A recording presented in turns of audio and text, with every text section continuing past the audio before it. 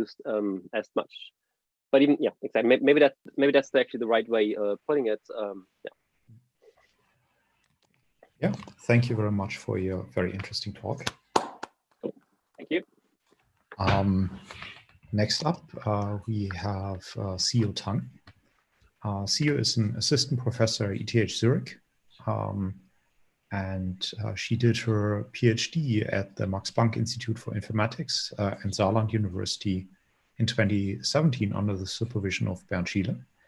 And after that, she received an early career research grant and started her own research group at the Max Planck Institute for Intelligent Systems. And then since 2020, she is an assistant professor at ETH Zurich. She has won numerous prizes, including the DIGM MVTech Dissertation Award in 2018 and the Alice PhD Award in 2019, and is very known for her work on person and object tracking. And today she will tell us about populating 3D scenes with people that interact with these scenes. Siyu, I'm looking very much forward to your talk. Thank you very much, Thorsten, for the introduction. It's a great pleasure to be here to present my recent work on generating people interacting with 3D environment.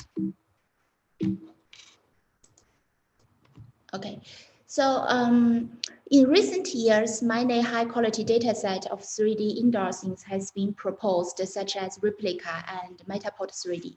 They use 3D scanning and reconstruction technology to create realistic 3D environment.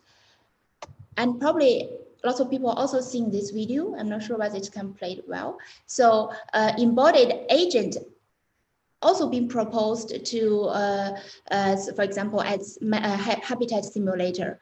And I think these are great research directions, pushing the computer vision method to the next level. For example, scene understanding from embodied view.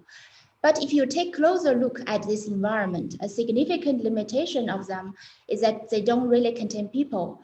The reason such world contains no people is that there is no fully automated tools to generate realistic humans interacting realistically with the 3D environment. And manually doing this requires significant artist effort. Therefore, an ongoing research direction in my group is to automatically generate natural and realistic human bodies in the 3D environment. So in this talk, I will present two projects on this direction. In the first project, we propose a simple generative model and also dataset and also evaluation metrics for the task of generating realistic human bodies in 3D environment. And in the second project, we propose a new human interaction representation. And given this new representation, we are able to generate quite realistic human bodies given a 3D environment. So let's start with the related work. Well, we are not the first one to synthesize human scene interaction. The PyGraph paper proposed in SIGGRAPH 2016 learns a model connecting human poses and the arrangement of 3D objects in the environment. In Li et al. CPPR 19, they use a 3D pose synthesizer to generate training data by learning putting the human stick figures into an environment. While these are all very interesting work, a limitation we think is that with stick figures, it's very hard to model detailed human scene interactions that are both physically and semantically plausible. So this is the result of our work, which was presented at CPPR this year. Given a 3D environment, our model aims to generate realistic human bodies that interacting with the scene realistically. Briefly speaking, our solution is inspired by how humans infer plausible interaction with the environment. So we think when human enter environment, for example, enter a room, the interaction plan might depend on the structure and semantics of the environment, and afterwards to realize the interaction plan, physical rules will apply to determine the detailed human scene configuration. Therefore, our method has two steps. The first one is a probabilistic human body generator, and then the second step is an interaction-based optimizer. So in the following two slides, I will talk about the details of these two steps. So given a 3D environment, as you can see here, our goal is to generate a human body in the environment, right? So to design this human body generator, the first question is how to represent the scene and how to represent the human body. So we represent the scene from the view of an embodied agent, such as in the habitat simulator. And we capture the scene and depth and semantics as our scene representation, because we think they are very valuable modalities for scene understanding. And for each view, like this simulator view, right, we denote the stack of the depth and the semantics as the scene representation XS.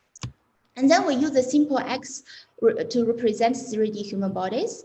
Simple X is developed at MPI Intelligent Systems and can be considered as a function mapping from a group of low-dimensional body features. Here is XH to a 3D body mesh. So this body feature XH consists of global translation, orientation, as well as the pose and shape parameters. And based on these representations, we propose a straightforward generative model of human-scene interaction using conditional variational autoencoder. So basically, this variational autoencoder, when we try to generate human bodies, we use MLP. We use convolutional neural networks to encode the scene depth and semantics, and we put this into the decoder and the encoder into the VAE to generate human bodies. And during the inference time, given a scene depth and semantics, we can sample from the conditional VAE to obtain various human bodies. So for the next step is a scene geometry aware fitting. The sampled human body from the VAE sometimes has physically implausible configuration, for example, like floating or collation with the environment. So here I show an example here. And in the second step, we refine the human meshes with optimization step. And this optimization step encourages the proper human scene contact and try to help to avoid the human scene interpenetration. And also it tried to not deviate too much from the generated poses. So this is basically our framework. And to train our model, we extend the prox data set. And to test our model, we test on the prox data set as well as a Metapod 3D data set. And as to the baseline, so to our best knowledge, the most related work is Li et al. In GCPR, in ICCV19. They propose a generative model to put stick figures into images. And for fair comparison, we modify their method to use simple X body model to generate body mesh, given a 3D scene mesh, given a 3D scene mesh. So there are lots of modifications we did in their work. For example, we changed the scene representations from RGB image to depth and semantic maps. And for their geometry-aware discriminator, we project mesh vertices rather than the stick figure. And we also combine their model with our scene geometry-aware fitting. And you can have a look this as a result from the baseline with our modification. And we think these are quite a valid baseline as they can generate quite realistic human bodies from given a 3D environment. And we also propose a diverse set of evaluation metrics to quantitatively evaluate our method, because this is a kind of a new task. So we have to really think hard about how to evaluate the method for this task. So we propose 4 different metrics. The diversity metric aim to evaluate how diverse the generated human bodies are. So for example, we don't want to just generate standing human bodies on the floor. So if in a scene there is a sofa, we also want to generate people sitting on the sofa or lying on the bed or working near the desk. And from the physical perspective, we also evaluate the collation and the contact between the body and the scene mesh. And the most interesting one is a perceptual study. So in our study, we render the generated result on images and upload them to the Amazon Mechanical Turk for large-scale user study. So we ask users to rate how natural the generated body interacting with the environment. And the last, we also use our generative model as a prior to improve the 3D pose estimation from single RGB image. And here I will just highlight the perceptual study. So you can see on the left is a user interface. So basically we have a two view of the generated human body, human scene interaction. And we ask a user to rate how natural this interaction is. And on the right, you can see we compare our method with a baseline model. And on the prox-E dataset, our method performs better, much better than the baseline. And on the 3D and Metapod 3D dataset, baseline performs slightly better than our method. And also on the prox-E dataset, we also evaluate the ground truth. Basically, on the proxy dataset, it's a real humans interaction, right? It's captured by camera. So we also ask a user to rate the captured human scene interaction, and you can see there is still a big gap between the generated method and the real one. So the best method from the best value, like the score from the generated method is around 3.5, and the best from the ground truth is around 4. Okay, so here is like we also put our result in a VR scenario, and you can see here is the result like from the VR view, VR glass view. So you can see my colleagues wearing the VR glass and walk into the room, and all these human bodies are generated by our method.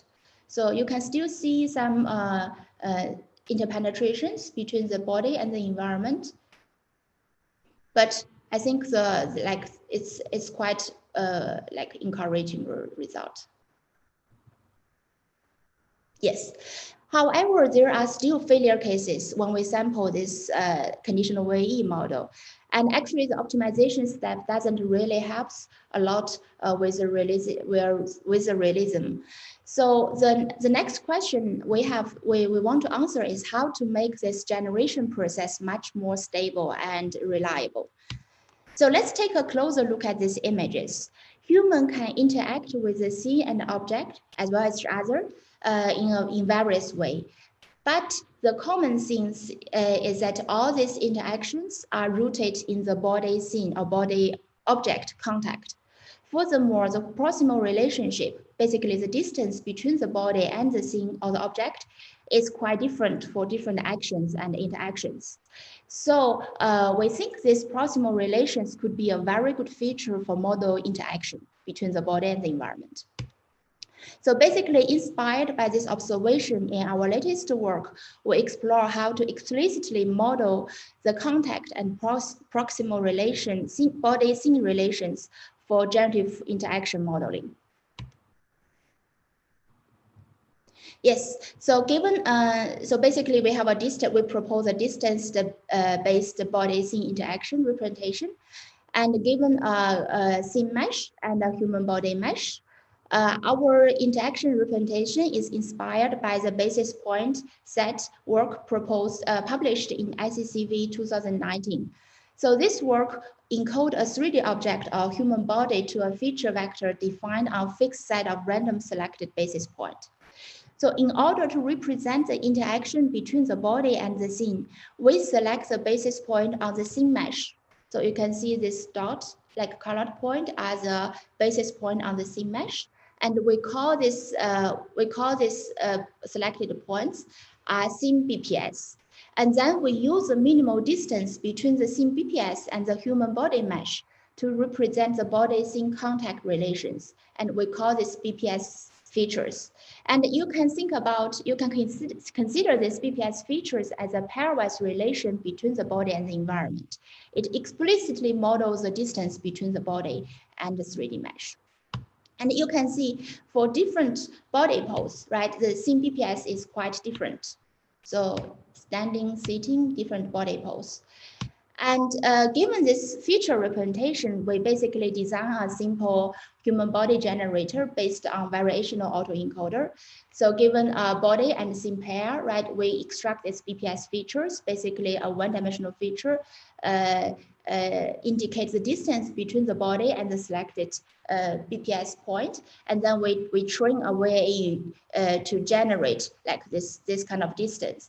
And then based on the generated distance, we have another MLP to regress the body vertex of the simple X human body model. And actually this, okay, so during the inference time, we basically just draw a random sample from this Gaussian distribution. We generate distance between the body and the environment, and then we use our LP to regress the human body vertices location, right? And actually this works really well. So basically we train on this environment with lots of examples of human interacting with the environment, and then we sample from the latent space, and then we can generate realistic human body scene interaction. But you also noticed this model only works for a single environment and for a fixed set of basis points on the scene mesh.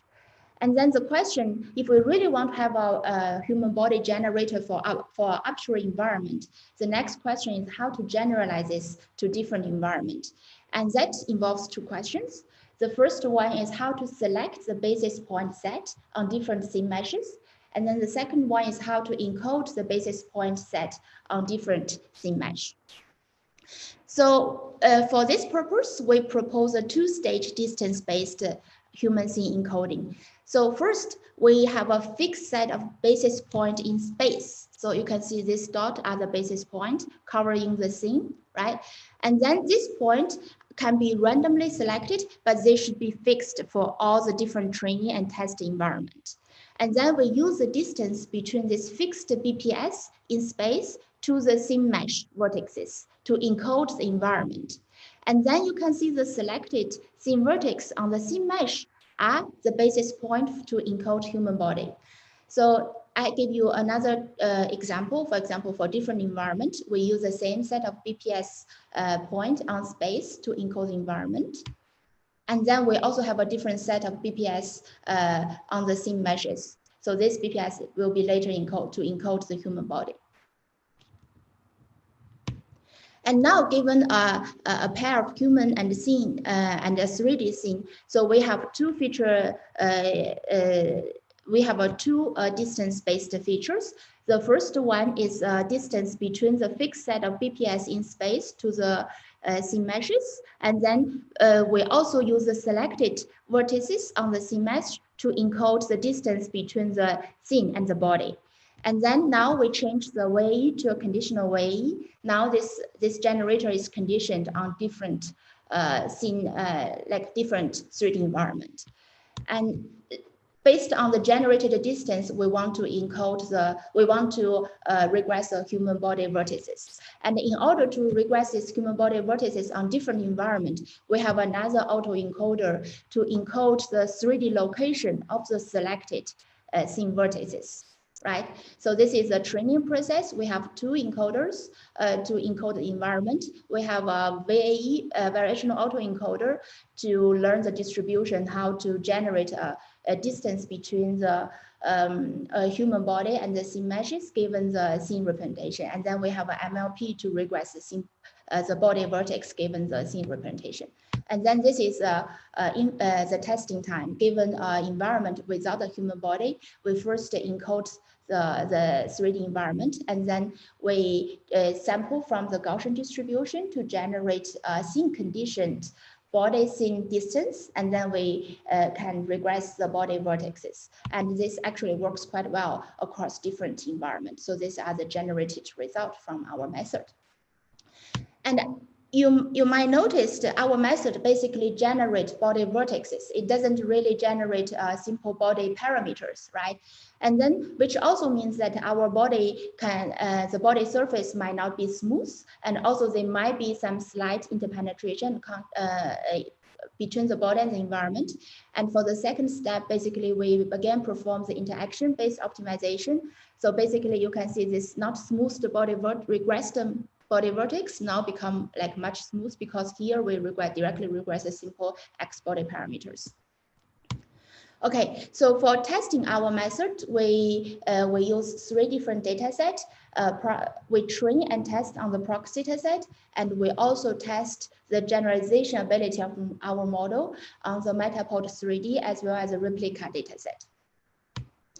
And so for all that, we compare with the CVPR work. Our work outperforms the CVPR 2020 work on most of the metrics. And here I want to highlight the perceptual study.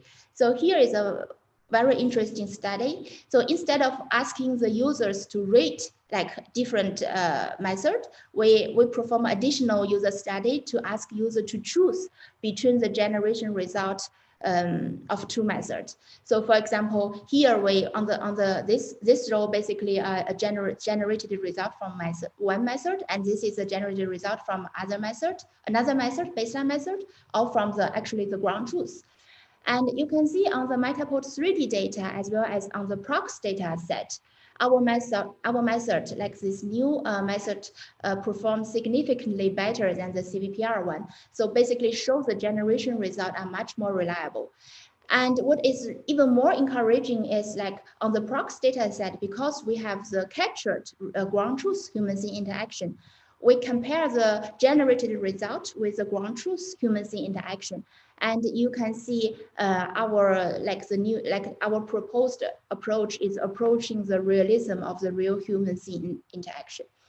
And I think this result is quite encouraging. We were very excited about it, and we believe this method make a good step towards a fully automated synthesis of realistic 3D human bodies in a 3D environment. Okay, so here are the interpolation of our latent space. So this pose is random sampled, and as well as this pose is random sampled, and then we basically interpolate between the in the latent space, and you can see the generated human bodies are quite realistic. And please note that here the results are before the interaction optimization. So that also means sometimes you can see not like the body shape are not super realistic, for example, here, because this is not like, this basically directly regress the body vertex, right? But I think in most of the cases, when we really random sample two poses in a scene and we interpolate between them, you can see the interaction really makes sense, right?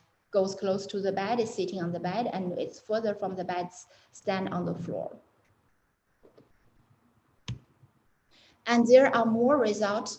For example, here are the results on the Metapod 3D dataset, and these are more results on the replica dataset.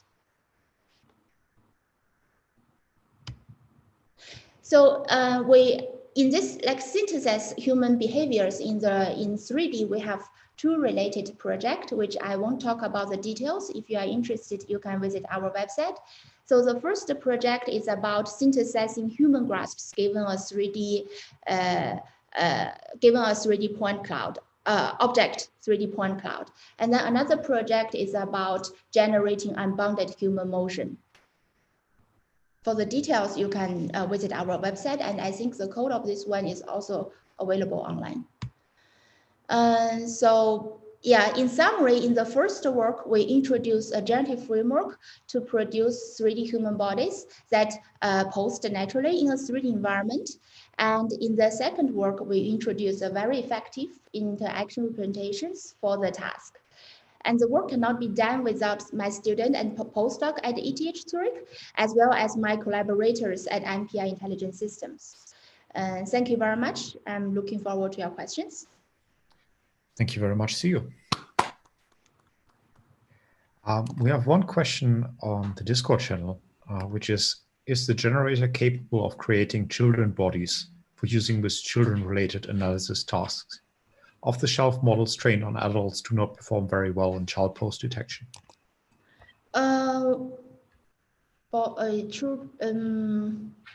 We don't have, I'm not sure. We never tested and trained on the like children interaction with the environment. So I think it might generalize well, but first of all, we need a training data for these tasks, and I'm not aware of training data, and I'm not aware of like human bodies for children. So yeah, so it's a hard question. Another question is, what are the challenges involved in modeling human-to-human interactions in an environment? So human-to-human interaction, I think. So first, the challenge, I think our interaction representation could generalize to human-human interaction, And I think it's a very promising research direction. But the first challenge or the biggest challenge now is the data set. So we really need to capture a good human interaction data set, and then we can really learn an interaction model for human-human interaction. Yeah. Another question is, where can one apply human body generation inside indoor environments? I expect the gaming industry would be one example. I didn't get the first part, sorry. The first part is it's essentially where can you apply human body generate a human body or human pose generation inside scenes? Mm-hmm. So I think there are lots of application scenario. So one is as people said in the game scenario, right, for these non-player characters. And also maybe in movies, right, like this crowd generation, human body generation. And also in the VR, AR, maybe we want to have a virtual agent in the VR scenario or AR scenario, which interact with the environment and ultimately interact with the people who wear the VR glasses naturally. So I think there are lots of application scenario for this for these models. Thanks. I was wondering when you showed the results of the user study that the ground truth poses, like the average is 4 and not 5. Do you know what caused this discrepancy? Is there something to be learned that might help improve your approach? So so first of all, the 5 means very much agree with the question. So I think that's really goes to the level like people normally sometimes they don't really choose that. They choose like 4 is agree. I think it's already very good. And the second is the training data. So the data is captured. It's basically captures the human scene interaction. But because of the limitation of the reconstruction framework, so there are still some human scene interpenetration in the ground truth data, because the ground truth data is basically by the reconstruction, obtained by reconstruction technology, and which is itself is a hard task. So we can observe some human scene interpenetration even in the ground truth data set. So that probably cause some of the probably other reasons for human is for the score, yes.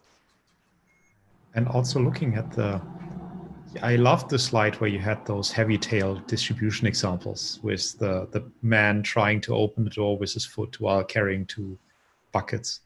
Do you have an idea on how to tackle this? I mean, it's rather unlikely that you will observe this in data, right? Yeah, so I mean that we can really observe in the GCPR work, where the model is quite sensitive to the camera viewpoint, as well as to the noisy scene mesh.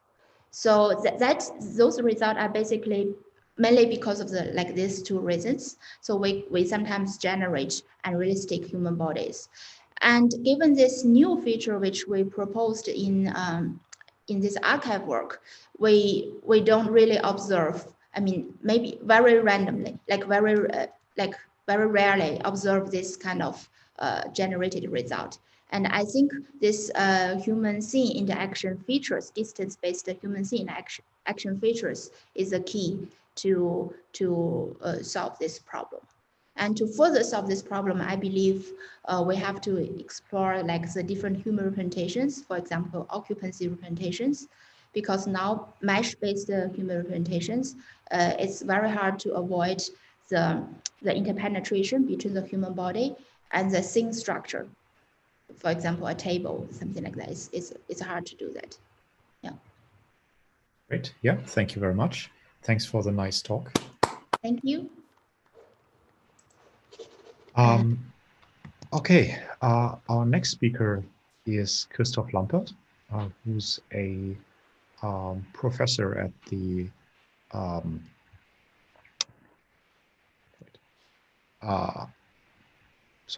he's a